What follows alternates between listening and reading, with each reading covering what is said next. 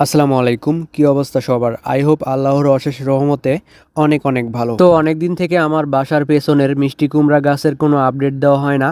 তো আজকে ভাবলাম আপনাদের সাথে শেয়ার করি। এই মিষ্টি কুমড়া গাছে অনেকগুলো মিষ্টি কুমড়া ধরেছিল, তার মধ্যে মাত্র দুইটা মিষ্টি কুমড়া টিকে গেছে। এই যে গাইজ দেখতে পাচ্ছেন, এখানে একটা আর গাছের মাথার ওইদিকে আরেকটা আছে। এটার চাইতে গাছের মাথার ওইদিকেরটা বেশ মোটামুটি অনেকটাই বড়, আর দেখতেও মাশাআল্লাহ অনেক কিউট।